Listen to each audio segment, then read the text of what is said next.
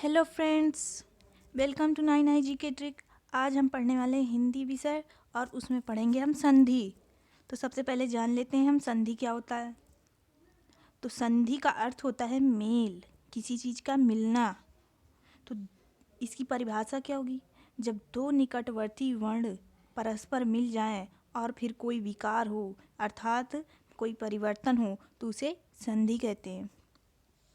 ये बहुत ही important chapter है दोस्तों, संधि। आज हम ऐसा पढ़ाएंगे कि आप जो है प्रश्न देखते ही पहचान लेंगे कि ये कौन सी संधि है।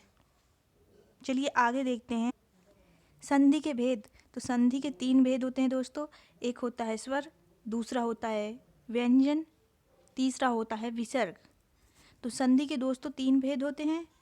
एक स्वर होता है, दूसरा व्यंजन होता है, तीसरा विसर्ग होता है। चलिए अब इनको डिटेल में पढ़ते हैं ये होते। सबसे पहले पढ़ते हैं हम स्वर संधि। तो स्वर संधि दो स्वरों के मेल से जो विकार उत्पन्न होता है वो स्वर संधि कहलाता है।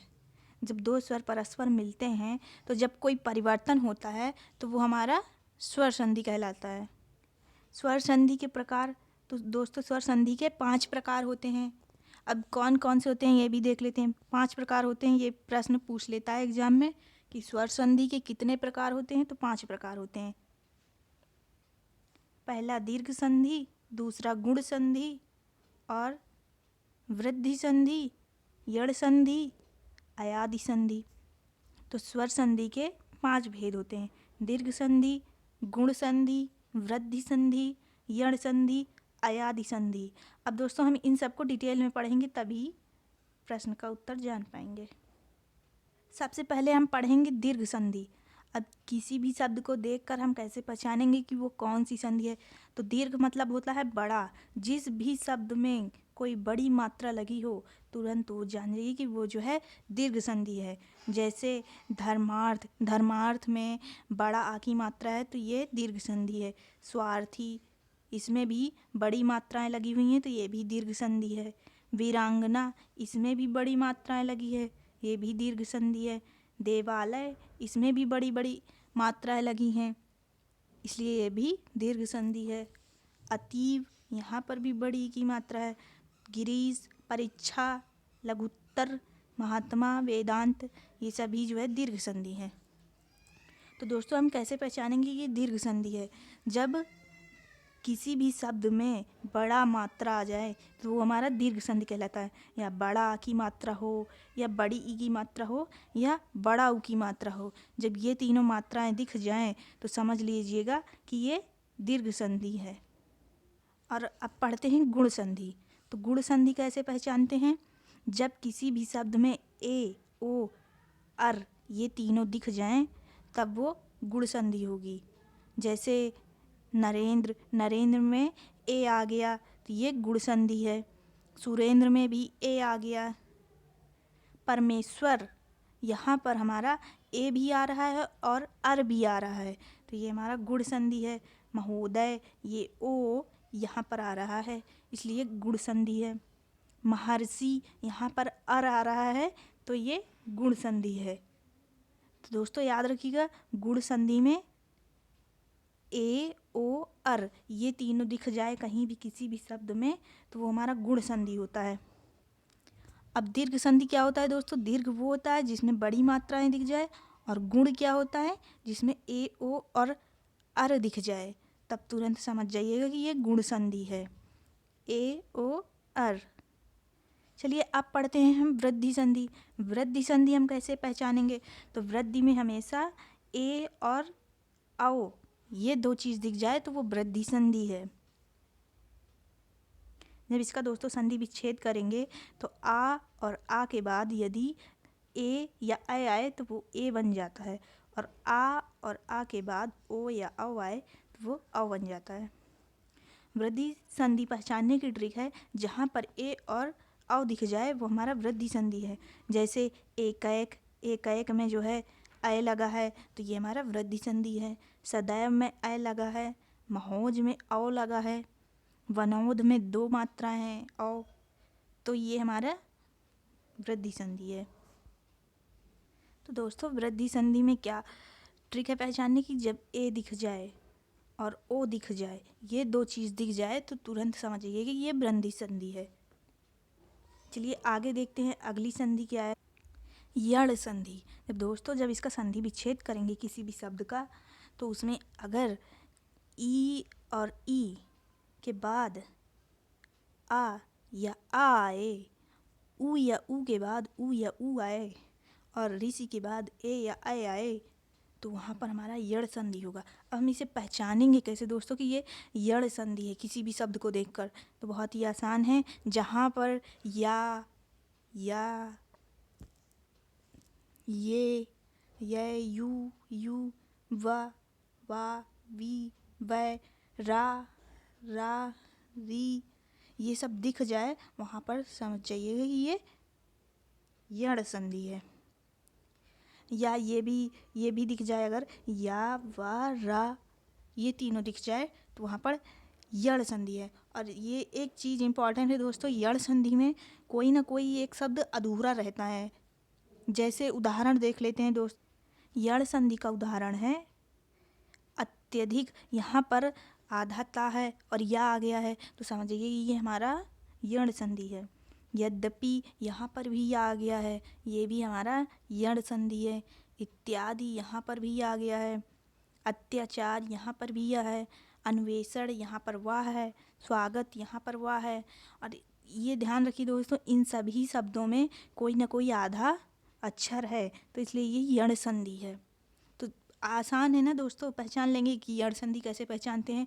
जिसमें या ये यू आदि शब्द आ जाएं, या वा रा ये सब शब्द आ जाएं और कोई ना कोई अधूरा अक्षर हो, तो वो हमारा यण संधि होता है। अगली संधि है दोस्तों अयादि संधि। अयादि संधि को कैसे पहचानेंगे? सबसे पहले जान लेते हैं कि इसका संधि विच्छेद कैसे करेंगे। तो संधि विच्छेद जब ए या आई के बाद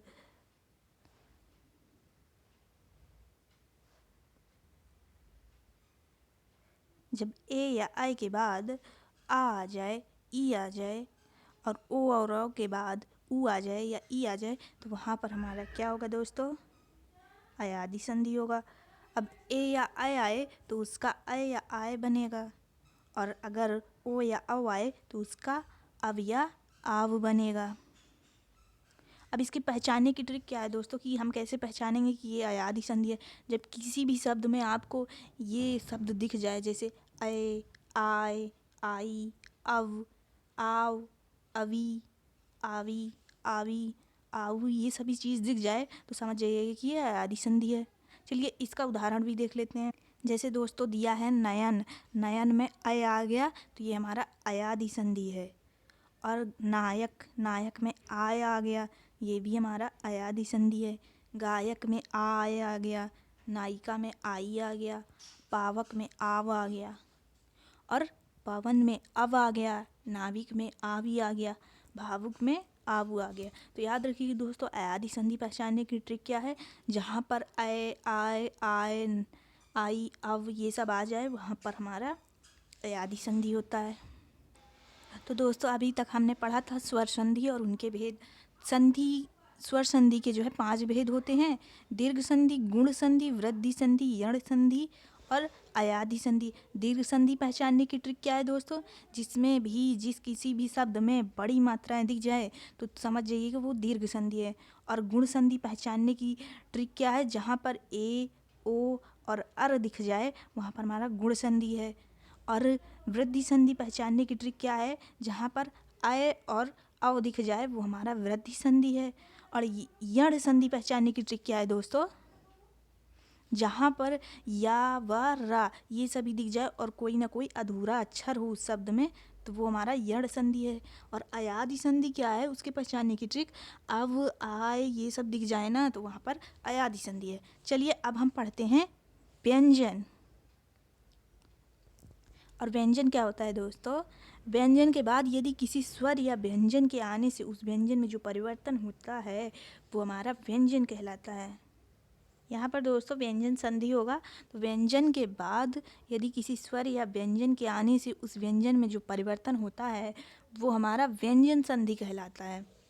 अब देख लीजिए इसका भी नियम पढ़ लेते हैं कि कैसे हम पहचानेंगे कि ये स्वर है या व्यंजन। अब पहला नियम है वर्ग के पहले वर्ण का तीसरे वर्ण में परिवर्तन। इसे समझने के लिए दोस्तों आपको सबसे पहली वाली वीडियो आपको देखनी पड़ेगी वर्णमाला, तब आप इसे और आसानी से समझ पाएंगे। इसलिए सबसे पहले वर्णमाला की वीडियो देख लीजिएगा, तब इसे बहुत ही आसान तरीके से आप व्यंजन को कर लेंगे। तो का, चा, टा, ता, पा, इसके वर्ग का तीसरा वर्ण, तो का के बाद खा छोड़कर क्या आता है, गा आता है, तो इसलिए का गा हो गया है। चा के बाद छा आता है, छा छोड़ के जा आता है तीसरा वर्ण, तो जा हो गया। इसी तरीके से डा और ढा, ता और ता के बाद आता है दा, और पा के बाद बा। ये दिख जाए तो वहाँ पर हमारा व्यंजन होता है। अब इसके लिए एग्जाम्पल ले सकते हैं दोस्तों। याद रखिए दोस्तों, व्यंजन संधि में हमेशा अगर ऐसा, इसका उदाहरण पहले देखते हैं दोस्तों। जैसे दिया है दिक, धन, अंत, यहाँ पर हमारा का के बाद तीसरा वर्ण कौन सा आता है, तो गा आता है, इसलिए दिगंत हो गया है। ये हमारा व्यंजन संधि है। दिक, धन, गज, ये दूसरा एग्जाम्पल है दोस्तों।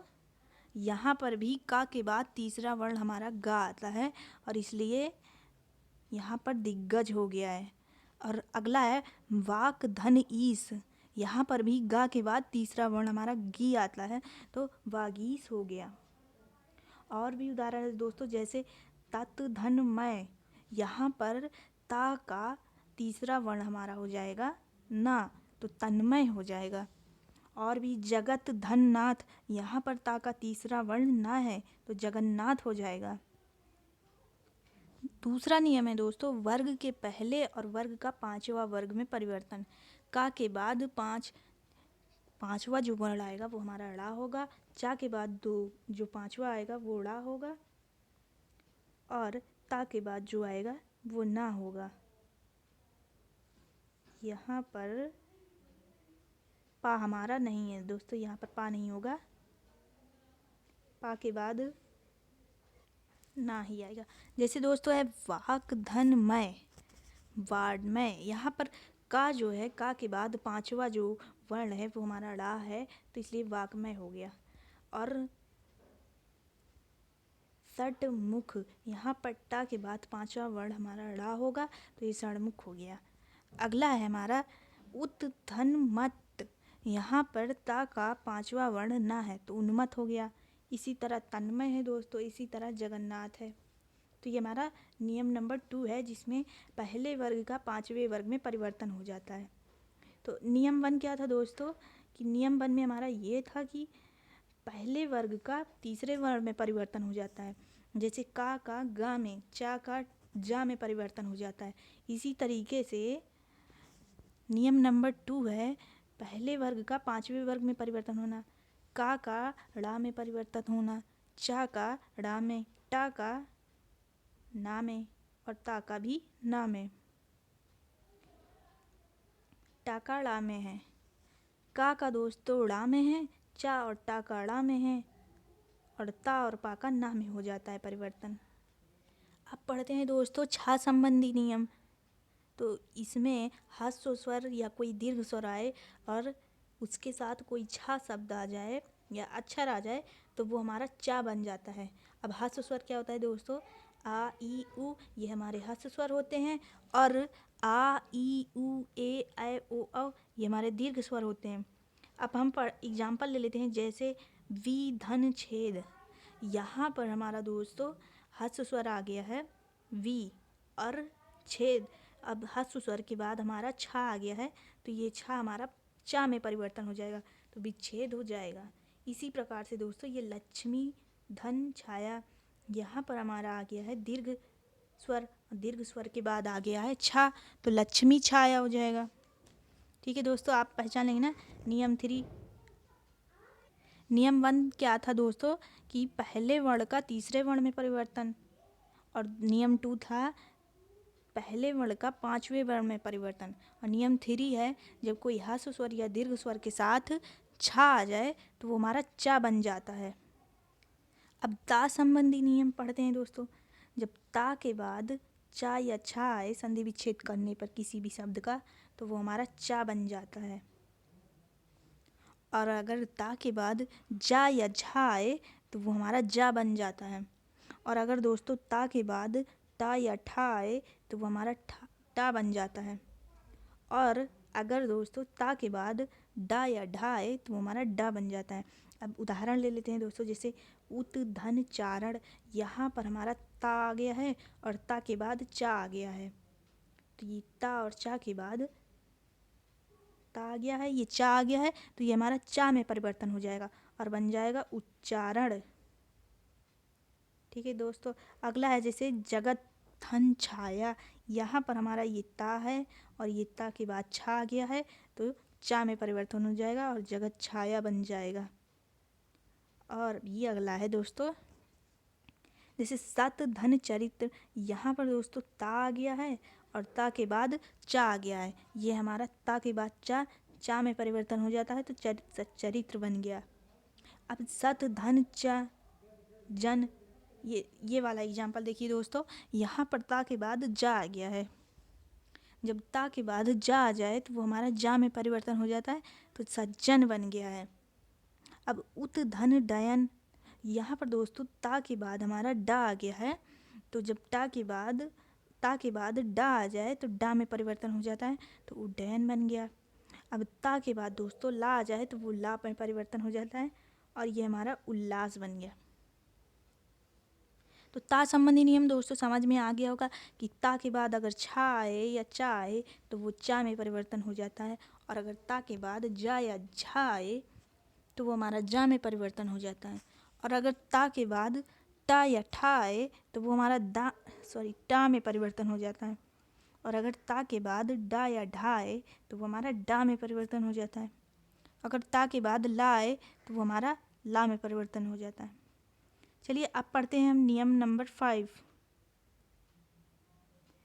ता के बाद दोस्तों यदि सा आए और ता के बाद तो दोस्तों ता के बाद सा आए तो ता हमारा चा में बदल जाता है, और अगर सा आए तो छा में बदल जाता है। याद रखिए दोस्तों, ता के बाद अगर सा आए तो ता का चा में परिवर्तन हो जाता है, और ता के बाद सा आए तो सा का छा में परिवर्तन हो जाता है। अभी उदाहरण देख लेते हैं तो समझ में आ जाएगा दोस्तों। अगर ता के बाद हा आए तो ता का दा में परिवर्तन हो जाता है। याद रखिएगा, ता के बाद हा आए तो ता का दा बन जाता है और हा का धा बन जाता है। जैसे उत्श्वास, उत धन श्वास, यहाँ पर हमारा ये ता आ रहा है दोस्तों और ता के बाद सा आ रहा है। ता के बाद सा आ रहा है, जब ता के बाद सा आए दोस्तों तो हमने क्या बताया है, ता के बाद सा आए तो ता का चा में परिवर्तन हो जाता है और सा का छा में परिवर्तन हो जाता है। जैसे ये उदाहरण है, ता आया, यहाँ सा आया ता के बाद तो ता हमारा चा में परिवर्तन हो जाएगा, ये चा बन गया, और सा हमारा छा में तो ये छा बन गया, तो उच्छ्वास बन गया। इसी तरीके से दोस्तों उदाहरण नंबर 2 है तत् धन हित, यहाँ पर हमारा ता के बाद हा आ गया है। तो इसका नियम क्या है दोस्तों, जब ता के बाद हा आए तो ता हमारा दा में बदल जाता है और हा हमारा धा में। तो यहाँ पर ता हमारा दा में बदल गया है और हा हमारा धा में, तो तद्धित बन गया है। ठीक है दोस्तों, ये समझ में आ गया है ना। याद रखिए दोस्तों, जब ता के बाद सा आए तो ता का चा में परिवर्तन हो जाता है और सा का छा में, और जब ता के बाद हा आए तो ता दा में बदल जाता है और हा धा में बदल जाता है। नियम नंबर 6 है दोस्तों ना से संबंधित नियम। जब रा सा, दोस्तों नियम नंबर 6 ना संबंधी नियम है। अगर रा सा के बाद ना आए तो वो ड़ा में बदल जाता है। यहाँ पर एक ऋषि शब्द और है, वो अगर आए तो ड़ा में बदल जाएगा। ऋषि और रा और सा ये जब ना के बाद आए तो ड़ा में परिवर्तित हो जाते हैं। जैसे दोस्तों परि धन नाम, यहाँ पर रा के बाद ना आ रहा है तो ये हमारा ड़ा में परिवर्तन हो जा रहा है, परिणाम बन गया। अब जैसे प्रा धन मान, यहाँ पर प्रा रा के बाद ना आ रहा है हमारा, तो प्रमाण बन गया। राम धन अयन, यहाँ पर भी ना आ रहा है, ये रामायण बन गया। भूस धन अन, यहाँ पर सा के बाद हमारा ना आ रहा है, तो सा के बाद जब ना आए तो ड़ा बन जाता है। याद रखिए कि दोस्तों इसमें क्या है, रा सा के बाद जब ना आए तो वो हमारा ड़ा में बदल जाता है। माँ संबंधी नियम दोस्तों, जब माँ के बाद जिस वर्ग का व्यंजन आता है तो उसी वर्ग का नासिक्य हो जाता है। याद रखिएगा, इसे समझने के लिए आपको वर्णमाला वाली वीडियो ज़रूर देखनी पड़ेगी। जब माँ के बाद कोई नासिक मतलब कोई व्यंजन आ जाए तो उसी वर्ग का हमारा नासिक्य हो जाता है। जैसे सम के बाद कलन आ गया, यहाँ पर माँ के बाद हमारा का आ गया है और का वर्ण का नासिक क्या होगा, ड़ा होगा, तो यहाँ पर संकलन हो गया, ना होगा सॉरी, यहाँ पर का वर्ग का नासिक ना होगा। अब सम धन गति, यहाँ पर माँ के बाद ग आ गया, तो यहाँ पर हमारा संग अन यानी ना होगा नासिक, गा वर्ग का, ये गा जो है का वर्ग में आता है और ये नासिक ना हो गया। और सम धन पूर्ण, माँ के बाद पा आ गया, अब पा वर्ग का नासिक हमारा होता है ड़ा, तो इसलिए हमारा यहाँ पर संपूर्ण हो गया। तो याद रखिए कि दोस्तों माँ के बाद जब कोई भी व्यंजन आए तो उस वर्ग का नासिक हो जाता है। दोस्तों अगर ये नहीं समझ में आया तो फिर से पढ़ा रहे हैं हम। अगर माँ के बाद कोई वर्ग आए जैसे का, चा, टा, पा, ये सभी आ जाएं तो उस वर्ग का नासिक हो जाता है। जैसे सम का नासिक में ये चारों चीज़ आती हैं, ड़ा, या ड़ा और ना और माँ। सम के बाद यहाँ पर देखिए दोस्तों, जैसे सम दिया है, यहाँ पर माँ आ गया, यहाँ पर का आ गया। अब का वर्ग का नासिक क्या होता है, तो का वर्ग का नासिक ना होता है दोस्तों, तो यहाँ पर संकलन होगा। अब ये कैसे जानेंगे कि का वर्ग का नासिक कितना होता है, तो इसके लिए दोस्तों आप पहली वाली वीडियो जो वर्णमाला है वो देखिए तो समझ में आ जाएगा। अब सम धन गति, यहाँ पर माँ आ गया है, माँ के बाद गा आ गया है, तो यहाँ पर गा जो है का वर्ग में आता है, इसलिए इसका नासिक ना होगा, तो संगति बन गया। अब सम धन पूर्ण, माँ के बाद पा आ गया, अब पा का जो नासिक होगा वो माँ होगा, तो इसलिए यहाँ पर संपूर्ण बन गया। ठीक है दोस्तों, चलें आगे बढ़ते हैं। नियम नंबर 8 है सा से संबंधी नियम। जब दोस्तों सा दिख जाए तो वो हमारा ये वाले सा में परिवर्तन हो जाता है। याद रखिए जब ऐसा कोई सा दिख जाए तो वो हमारा ये सा में परिवर्तन हो जाता है। जैसे अभी धन सेक, यहाँ पर दोस्तों भा अभी धन सेक, ये सेक वाला सा जो है हमारा ये वाले सा में परिवर्तन हो जा रहा है, अभिषेक बन जा रहा है। जैसे निस धन सेद, यहाँ पर दोस्तों ये वाला सा जो है ये वाले सा में परिवर्तन हो गया है, तो निषेध बन गया है। अनुधन संगी, यहाँ पर ये वाला सा ये वाले सा में परिवर्तन हो गया है।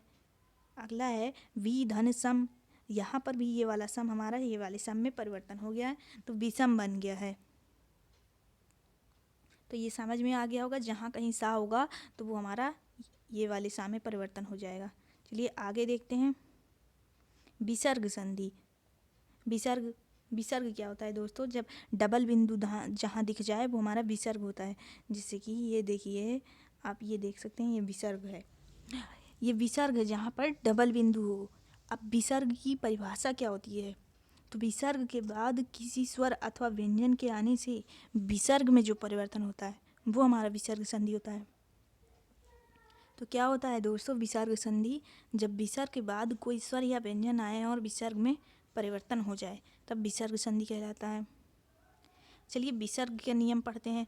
विसर्ग का सा और सा तीनों सा में परिवर्तन। दोस्तों जब विसर्ग के बाद चा या छा व्यंजन हो तो वो हमारा सा में बदल जाता है। ठीक है दोस्तों, जब विसर्ग के बाद चा या छा हो तो वो हमारा ये वाले सा में बदल जाता है। अब विसर्ग ये है दोस्तों, याद रखिएगा। और अगर विसर्ग के बाद टा या ठा हो तो ये वाले सा में बदल जाता है। और अगर विसर्ग के बाद ता या था हो तो ये वाले सा में बदल जाता है। चलिए उदाहरण देख लेते हैं इसका हम। जैसे नी धन चल, यहाँ पर दोस्तों ये हमारा विसर्ग आ गया है, ठीक है। अब इसके बाद विसर्ग के बाद चा आ गया है। जब विसर्ग के बाद चा आ जाए तो हमारा सीटी वाले सा में बदल जाता है, तो ये निश्चल हो गया। अगला है नी धन चाय, यहाँ पर भी विसर्ग है और विसर्ग के बाद चा आ गया है, तो ये सीटी वाले सा में परिवर्तन हो गया है, तो निश्चय। अब यहाँ पर भी विसर्ग है दोस्तों, नी धन तार, तो यहाँ पर विसर्ग है और विसर्ग के बाद ता आ गया है, और जब विसर्ग के बाद ता आए तो वो सादा सा में परिवर्तन हो जाता है, तो यहाँ पर निस्तार हो गया।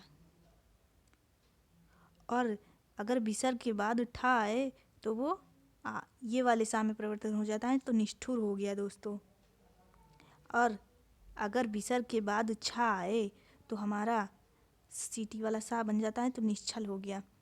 तो दोस्तों ये जो है विसर्ग को कैसे पहचानेंगे, तो जब किसी भी विसर्ग के बाद चा या छा आए तो हमारा विसर्ग सा में परिवर्तन हो जाता है, और अगर ता या था आए तो सा में परिवर्तन हो जाता है, अगर टा या ठा आए तो वो ये वाले सा में परिवर्तन हो जाता है। तो याद रखिएगा दोस्तों, विसर्ग के बाद सा और सा तीनों सा में परिवर्तन कैसे होता है। अगला है दोस्तों हमारा नियम नंबर 2, विसर्ग से संबंधित। विसर्ग में कोई परिवर्तन नहीं होता। तो विसर्ग में कब परिवर्तन नहीं होता दोस्तों, जब तीनों सा आ जाएं तब परिवर्तन नहीं होता विसर्ग में। तीनों सा कब आए, विसर्ग के बाद आए। तो ये दोस्तों एग्जाम्पल आप देख सकते हैं। दुश्वासन, यहाँ पर दुश्वासन दिया है, यहाँ पर दोस्तों ये विसर्ग लगा हुआ है और विसर्ग के बाद सीटी वाला सा आ गया है, तो इसमें कोई परिवर्तन नहीं होगा। याद रखिएगा, जब विसर्ग के बाद तीनों सा आ जाएं तो उसमें कोई परिवर्तन नहीं होगा। और अगला एग्जाम्पल है हमारा निसंकोच, यहाँ पर नी के बाद विसर्ग लगा है और फिर सा आ गया है, तो इसमें भी कोई परिवर्तन नहीं होगा। अब अगला है दुस्साहस, यहाँ पर विसर्ग के बाद सा आ गया, तो यहाँ पर भी कोई परिवर्तन नहीं होगा, दुस्साहस। इसको हम दोस्तों ऐसे भी लिख सकते हैं, दु फिर उसके बाद विसर्ग फिर साहस। और निसंकोच को हम ऐसे लिख सकते हैं, नी फिर आधा सा फिर संकोच। इसी तरह दुश्वासन को भी याद रखिएगा, विसर्ग में कोई परिवर्तन तब नहीं होता जब विसर्ग के बाद तीनों सा आ जाएं। और दूसरा नियम है दोस्तों, जब विसर्ग के बाद का या खा या पा या फा व्यंजन आ जाएं तो कोई परिवर्तन नहीं होगा। याद रखिएगा, जब का या खा पा या फा ये दो आ जाएं विसर्ग के बाद तब भी कोई परिवर्तन नहीं होता।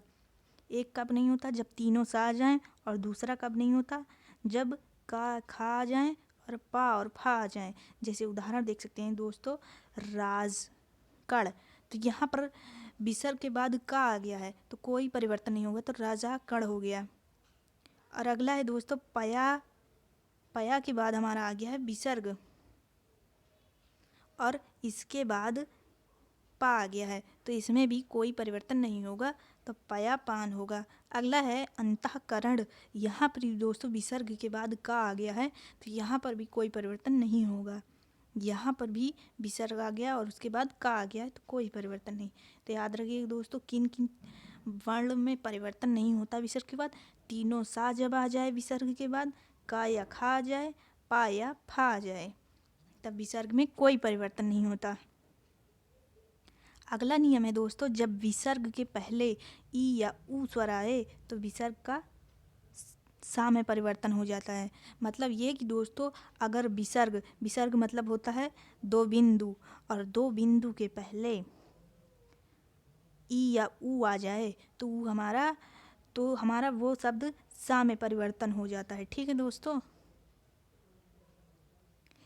तो जैसे उदाहरण दिया है दोस्तों, नी कपट, नी के बाद विसर्ग लगा है उसके बाद का आ गया है,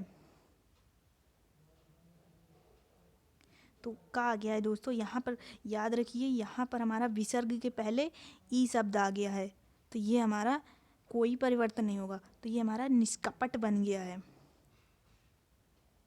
और यहाँ पर दोस्तों, यहाँ पर सा कैसे हो गया है दोस्तों, यही यही तो बता रहे हैं कि विसर्ग के पहले अगर ई या ऊ आ जाए तो वो हमारा सा में बदल जाता है। यहाँ पर हमारा देखिए ये विसर्ग है और इसके पहले छोटी की मात्रा आ गई है, इसलिए ये हमारा सा में परिवर्तन हो गया है और निष्कपट बन गया है। अगला है दुष्कर। दुष्कर में हमारा ये विसर्ग है और विसर्ग के पहले छोटे ऊ की मात्रा आ गई है, तो इसलिए ये हमारा दुष्कर में परिवर्तन हो गया है। और नी पाप, यहाँ पर दोस्तों विसर्ग है और विसर्ग के पहले छोटी की मात्रा है, तो इसलिए सा में परिवर्तन हो गया है। और यहाँ पे भी दोस्तों ऐसे ये निष्कलंक हो गया है। तो ये नियम ये है दोस्तों, जब विसर्ग के पहले ई या ऊ आ जाए तो वो हमारा सा में परिवर्तन हो जाता है। अब अगला नियम है दोस्तों कि विसर्ग के पहले आ जाए और उसके बाद कोई घोष व्यंजन या र ला वा हा में से कोई एक शब्द आ जाए, वर्ण आ जाए, तो वो हमारा आ का ओ हो जाता है। ठीक है दोस्तों, अब कैसे होता है ये भी देख लेते हैं। जैसे अदह, यहाँ पर विसर्ग लगा है और विसर्ग के पहले हमारा ये छोटा आ गया है और फिर लिखा है धन गति। अब इसके बाद हमारा गा आ गया है, तो यहाँ पर अधो, यहाँ पर विसर्ग के पहले दोस्तों आ गया है ना, तो इसलिए वो आ हमारा ओ में परिवर्तन हो गया, इसलिए यहाँ पर अधोगति हो गया है। अगला है पया। यहाँ पर भी दोस्तों विसर्ग के पहले आ गया है जो कि छिपा रहता है दोस्तों, पय यहाँ पर पया में विसर्ग के पहले आ गया है, तो इसलिए ये भी आ ओ में बदल गया है, तो पयोद हो गया है। और अगला है जैसे मनः धन योग। यहाँ पर दोस्तों विसर्ग के पहले आ है, तो इसलिए ये भी आ ओ में बदल गया है। तेजोमय इसी तरीके से है। सरोज, ये भी इसी तरीके से, यहाँ पर भी विसर्ग के पहले आ गया है या ये घोष व्यंजन आ गया है रा, इसलिए ये ओ में बदल गया है, सरोज हो गया है।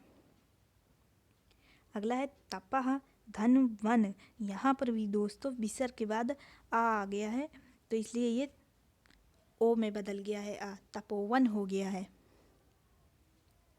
अगला नियम 3 है विसर्ग से संबंधित कि विसर्ग का रा में परिवर्तन हो जाता है। अगर दोस्तों विसर्ग के पहले, विसर्ग क्या होता है 2 बिंदु, उसके पहले अगर आ या आ जाए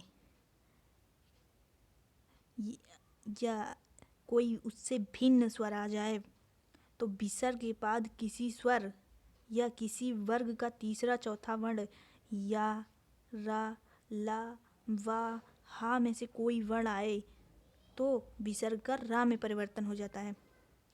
तो क्या है दोस्तों, जैसे कोई विसर्ग से पहले आ या आ जाए या उसका तीसरा चौथा वर्ण या रा ला हा वा आ जाए तो हमारा रा में परिवर्तन हो जाता है।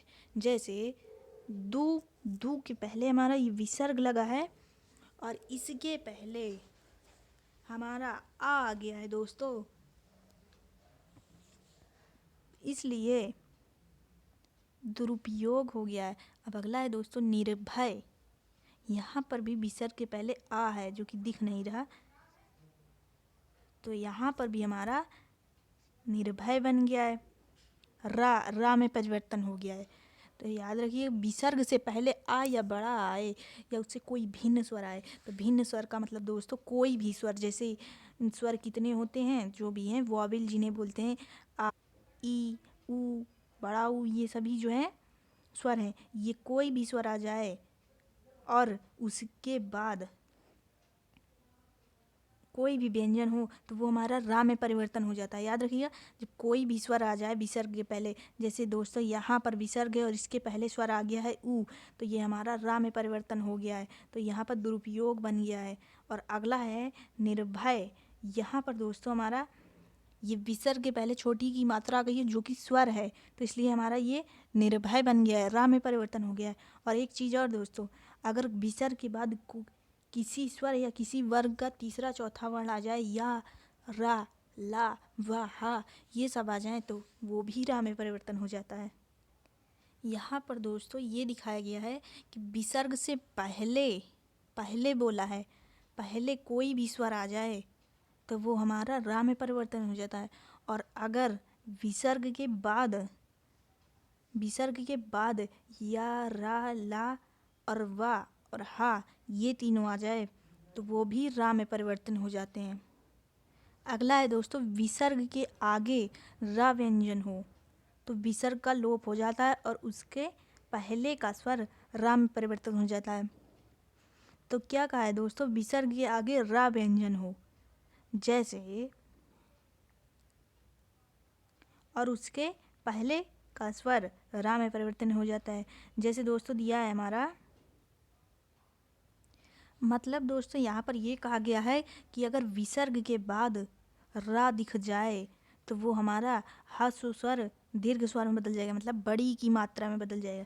जैसे यहाँ पर दोस्तों देख रहे हैं विसर्ग दिख गया है और उसके बाद रा आ गया है तो ये हमारा मतलब दीर्घ स्वर में बदल गया है, मतलब बड़ी की मात्रा लग गई है तो निरोग बन गया है। अब यहाँ पर दूसरा एग्जाम्पल है दोस्तों, जैसे नी धन रस, यहाँ पर दोस्तों देखिए ये विसर्ग है और विसर्ग के बाद रा आ गया है तो यहाँ पर जो रा है, विसर्ग के बाद रा आ गया है तो ये हमारा दीर्घ स्वर में परिवर्तन हो जाएगा, ह्रस्व स्वर मतलब बड़ी की मात्रा में बदल जाएगा तो नीरस हो जाएगा। और इसी तरीके से नीरज हो जाएगा। और अगला है नीरत, नीरव, इसी तरीके से नीरव हो जाएगा। तो इसका नियम क्या है दोस्तों, अगर विसर्ग के बाद रा आए और तब ये ह्रस्व स्वर दीर्घ स्वर में बदल जाएगा, मतलब विसर्ग के बाद रा आ जाए तो वो हमारा दीर्घ स्वर में बदल जाएगा। और दीर्घ स्वर क्या होता है, बड़ी मात्राओं वाला होता है, बड़ी मात्राएं दीर्घ स्वर में आती हैं दोस्तों, ठीक है। तो चलिए आगे देखते हैं। कुछ शब्दों में विसर्ग सा ही रहता है दोस्तों, सा में परिवर्तन हो जाता है। जैसे नमः धनकार, यहाँ पर सा लग गया है आधा तो नमस्कार बन गया है।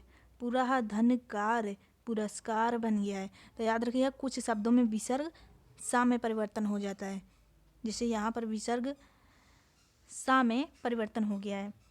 अगला है नियम दोस्तों, आ और आ के बाद ओ आ जाता है।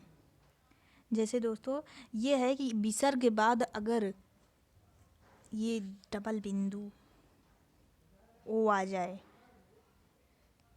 तो दोस्तों यहाँ पर आ और आ के बाद विसर्ग आ जाए कोई भी तो वो हमारा ओ में बदल जाता है। तो चलिए देखते हैं इसका कैसे नियम है।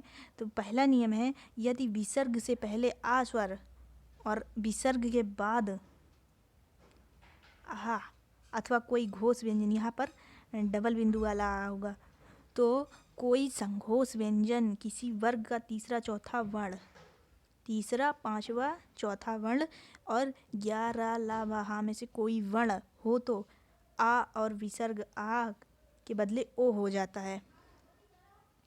तो क्या है दोस्तों, यहाँ पर सघोष व्यंजन क्या है, तो इसके लिए भी आपको वर्णमाला पढ़ना पड़ेगा। पहली वीडियो से वर्णमाला। तो पहले क्या है नियम, विसर्ग के पहले आ स्वर हो और बाद में हा हो या कोई सघोष व्यंजन हो या रा ला हा वा में से कोई भी हो तो आ और विसर्ग आहा का हमारा ओ हो जाता है। जैसे मनः धन योग, यहाँ पर दोस्तों हमारा सघोष व्यंजन आ गया है या विसर्ग के बाद तो ये मनोयोग हो गया है। अगला है हमारा मनः धन रथ, यहाँ पर भी दोस्तों विसर्ग के बाद सघोष व्यंजन आ गया है रा तो ये ओ में परिवर्तन हो गया है तो मनोरथ बन गया है। ऐसे ही दोस्तों तपोवन हो गया है, ऐसे ही मनोकामना हो गया है, ठीक है दोस्तों, मनोकामना में ऐसे ही हो गया। चलिए आगे पढ़ते हैं, अगला नियम क्या है। अगला नियम है, विसर्ग के पहले अगर आ या बड़ा स्वर हो तो बाद में कोई भी भिन्न स्वर आए तो उसका लोप हो जाता है। जैसे अतः धन एव, यहाँ पे दोस्तों कोई परिवर्तन नहीं होगा तो ये अतैव हो जाएगा। थैंक यू दोस्तों, अगर समझ में आ गया हो तो कमेंट करके बताइएगा कैसी लगी है वीडियो। और जिसने सब्सक्राइब नहीं किया है सब्सक्राइब कर दीजिएगा और बेल आइकन को ज़रूर प्रेस करिएगा ताकि आपको वीडियो समय से मिल सके।